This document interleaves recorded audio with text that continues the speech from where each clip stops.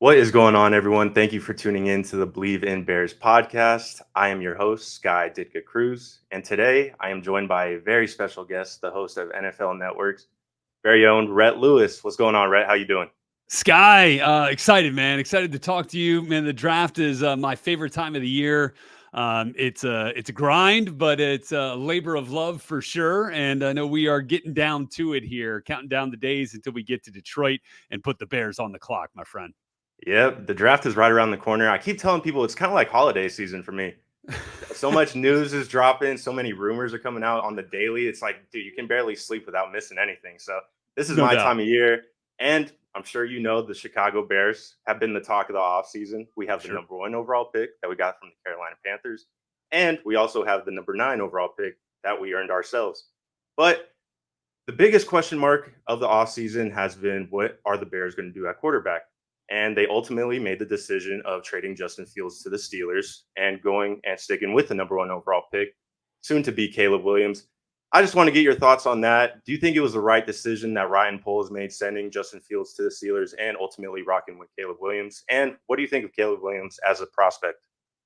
Yeah, Sky, look, it's a complex decision, right? Because you were going to have to make a choice as to whether you were going to pay Justin Fields here at some point, but with an opportunity to reset the financial market for your club at that position and come back for another 4 to 5 years on a look.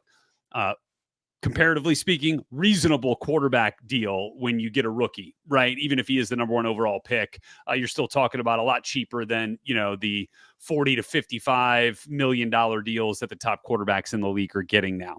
So I do think it was the right choice, especially with a talent like Caleb Williams. He is exceptional as a thrower, as a creator, as the face of a franchise. That's what he was at USC the last couple of years, in a very exposed market in terms of media, where a lot of eyes were on him. And so, like, I think he's ready for all that Chicago is going to bring him. And I do think that he is the pick at number 1 for the Chicago Bears. So I think we've nitpicked him a lot over the last 2 years because he's been thought of as the top guy in this class, the top pick in this draft. And he's suffered from a little fatigue in that way, not by any doing of his own, just by the fact that we've kind of been just talking about him for so long. So I think that we are at the point here, Sky. Do you know what a laminator is? Yeah. Because if Ryan Poles has one in his office at Hallis Hall, use it. Fill out the draft selection card. Caleb Williams, quarterback, USC, pick 1.01. Laminate that sucker and send it to the draft hall in Detroit. That's what I'm saying, man. Might as well start negotiating the contract now. I know it's crazy as possible, but I know they won't do it. But a lot of the talk, since we all know Caleb Williams is going number 1, pick number 9, it's caught everybody's interest what route they're going to go. Yeah. Ryan Poles, he broke his scouting department into 3 different teams. Each team is going to represent a position group that they're going to debate for the team to take at number 9 overall. The most popular pick has been Rome Odunze, receiver out of Washington, which I think would be a great fit with Keenan Allen and DJ Moore. But at number 9, Rhett, what route do you think they should go? Do you think they should add protection for Caleb, or go defense, or a receiver to add to the weapons? Yeah, Sky, I think it's a great question, right? Because now that you have set what you believe to be your franchise cornerstone in Caleb Williams at pick number 1, to me, the pick number 9 and every pick and acquisition beyond Caleb Williams at 1 is about supporting Caleb.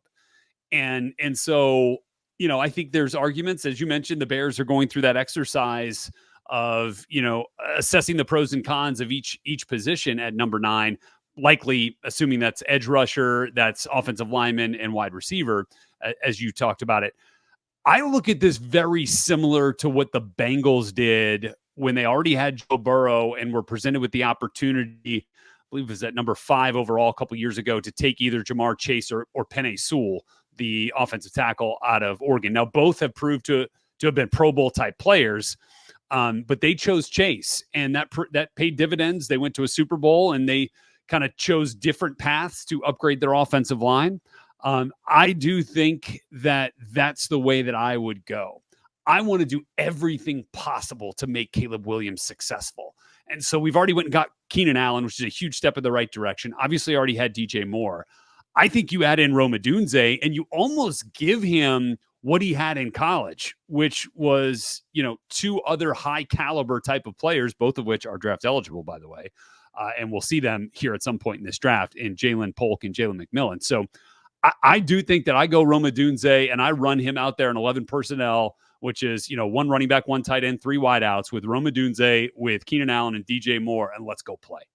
Yeah. So recently, the Chicago Bears did have Marvin Harrison Jr. and Malik Neighbors, who has recently, reports have come out that he's had character issues, which I think is just another classic case of maybe teams trying to just lower his stock.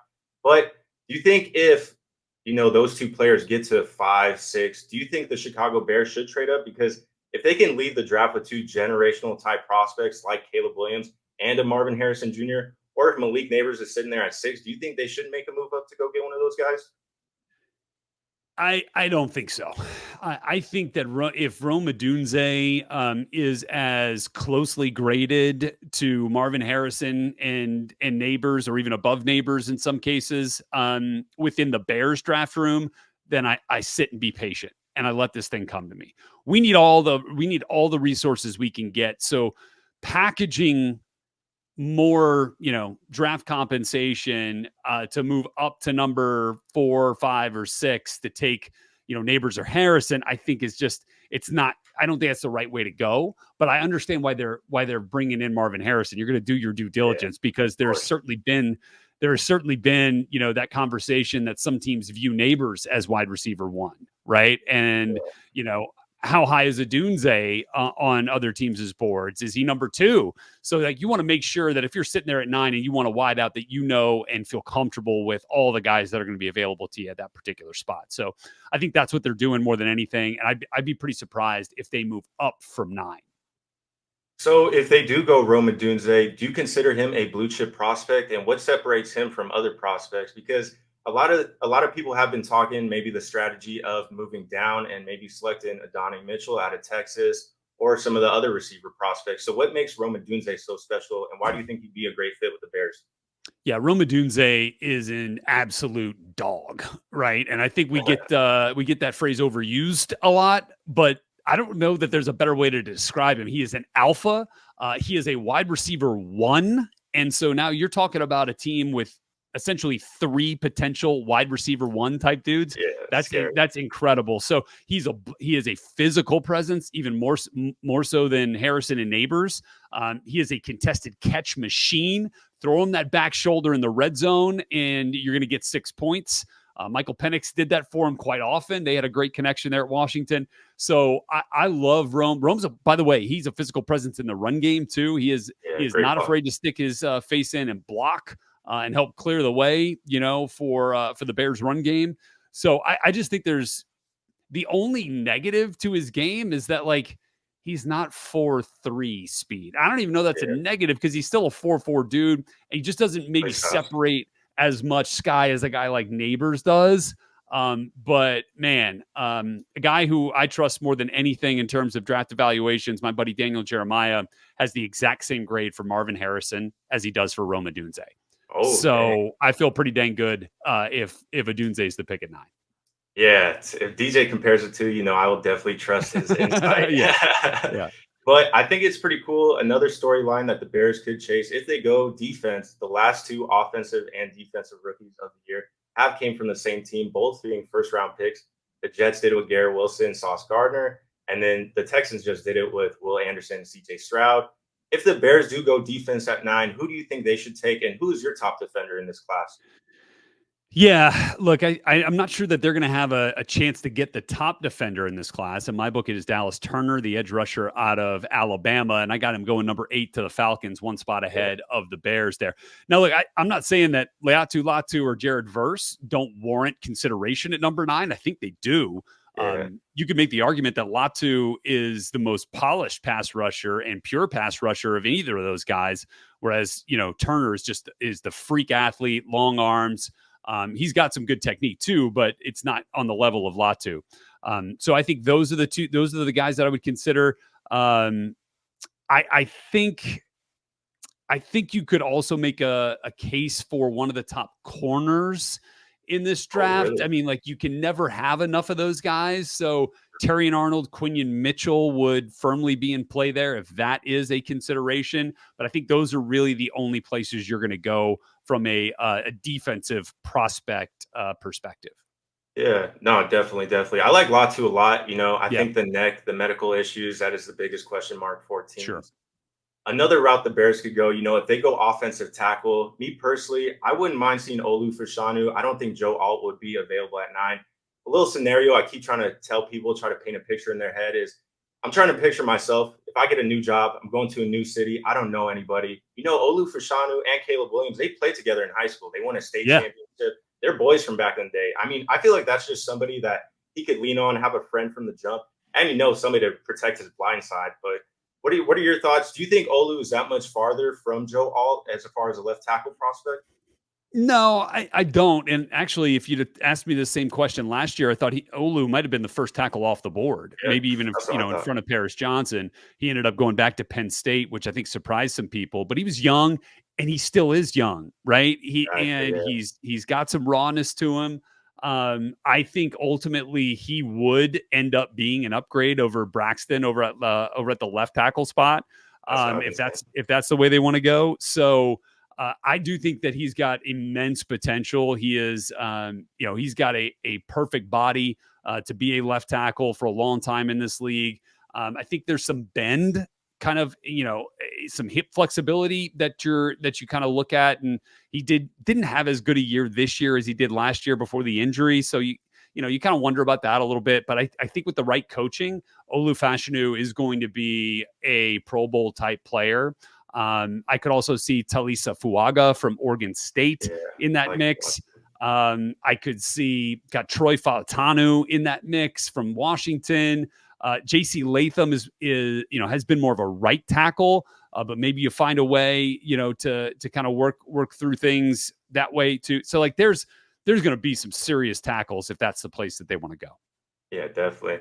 Well, Rhett, I know you're a busy man. I just want to ask one more question Yeah, before I let you go. So I know you played receiver back in your heyday. So I want to know, this is a two-part question. yeah. First part, if you had to compare your game from when you were playing to a current Mm. receiver, who would you compare that to? And my second Okay. part question, if the Bears don't go receiver first round, who is maybe a later round prospect that you have your eye on that you think would do well in this upcoming draft? I love that. I love that. I love that question. Okay, so um, if I had to compare my game to anyone, I would love to compare it to a vintage player, and Okay, let's hear it. that is Steve Largent of the Seattle Seahawks. Okay, throwback. Okay, old school, old Yeah, school. But like in this draft class, I'd like to think of I used to like to think of myself as a technician, as a guy who really tried to hone in on his route craft. And kind of do all those little things necessary to create separation, because I wasn't a guy that had 4.4 speed, and more high 4.5, low 4.6. So by the way, Cooper Kupp had a 4.6 40 and hey, did just true, fine. true. Hey, let Right. him know. So I would say, in this class, like Lad McConkey, although I was a little bit bigger than Lad and a lot slower, as he ran a high 4.3. So I just appreciate his attention to detail in the game.